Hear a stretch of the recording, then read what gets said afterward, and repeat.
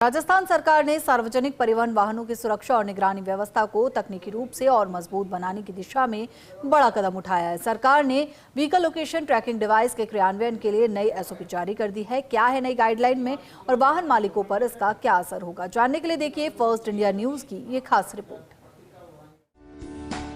राजस्थान में सार्वजनिक परिवहन वाहनों की सुरक्षा और निगरानी व्यवस्था अब और अधिक मजबूत होगी। इसके लिए राज्य सरकार ने व्हीकल लोकेशन ट्रैकिंग डिवाइस के क्रियान्वयन के लिए नई स्टैंडर्ड ऑपरेटिंग प्रोसीजर जारी की है। वीएलटीडी एसओपी जारी होने से प्रदेश के हजारों वाहन स्वामियों को बड़ी राहत मिली है।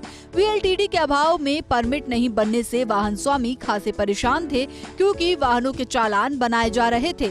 अब वीएलटीडी फिटमेंट के बाद आसानी से परमिट जारी हो सकेंगे। नई वीएलटीडी एसओपी की प्रमुख बातें। नई एसओपी के अनुसार अब सार्वजनिक सेवा वाहनों और केंद्र सरकार की ओर से अधिसूचित श्रेणी के माल वाहनों में AIS 140 मानक के अनुरूप वीएलटीडी और पैनिक बटन अनिवार्य होगा। भविष्य में बिना सक्रिय वीएलटीडी के वाहन पंजीकरण, फिटनेस, प्रदूषण प्रमाण पत्र यानी PUCC परमिट जारी करने और परमिट के नवीनीकरण जैसी सेवाएं प्रभावित होंगी। एसओपी के तहत नए वाहन पंजीकरण, स्वामित्व हस्तांतरण, फिटनेस और PUCC के दौरान वाहन 4.0 पोर्टल पर वीएलटीडी का ऑनलाइन सत्यापन अनिवार्य किया गया है। जिन श्रेणियों में यह व्यवस्था पहले से लागू है, वहां तत्काल प्रभाव से नियम लागू रहेंगे, जबकि अन्य श्रेणियों में इसे चरणबद्ध तरीके से लागू किया जाएगा। सुप्रीम कोर्ट के निर्देशों की अनुपालना में 15 जून 2026 से राष्ट्रीय परमिट वाले सभी माल वाहनों और खतरनाक वस्तुओं का परिवहन करने वाले N2 और N3 श्रेणी के वाहनों में भी वीएलटीडी अनिवार्य। एसओपी में वाहन मालिकों को सुविधा देते हुए कहा गया है कि वे राज्य सरकार के पोर्टल पर सूचीबद्ध किसी भी AIS 140 प्रमाणित OEM से वीएलटीडी लगवा सकेंगे। डिवाइस का मॉडल, IMEI, सिम विवरण और अन्य तकनीकी जानकारी राज्य के वीएलटीडी बैक एंड पोर्टल पर ऑनलाइन दर्ज कराना अनिवार्य होगा।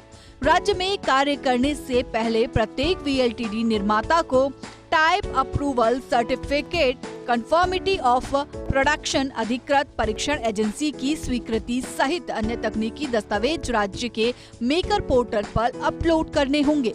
COP की वैधता समाप्त होते ही संबंधित मॉडल का फिटमेंट स्वतः बंद होगा। नई एसओपी में OEM कंपनियों के लिए नियम। नई एसओपी में OEM कंपनियों के लिए वित्तीय प्रावधान तय। राज्य वीएलटीडी पोर्टल पर पंजीकरण के लिए प्रत्येक OEM को 1 लाख रुपए की सुरक्षा राशि जमा करानी होगी। इसके अलावा प्रत्येक वीएलटीडी डिवाइस के पंजीकरण पर 1000 रुपए का शुल्क राजकोष में जमा कराया जाएगा। विभाग ने इसके लिए निर्धारित चालान प्रक्रिया भी तय की है। प्रत्येक वीएलटीडी डिवाइस में कम से कम 1 वर्ष की वैधता वाला एक्टिव सेल्यूलर प्लान अनिवार्य होगा। डिवाइस में प्रयुक्त सिम मोबाइल नंबर पोर्टेबिलिटी के अनुरूप आवश्यक, ताकि वाहन मालिक भविष्य में सेवा प्रदाता बदल सके।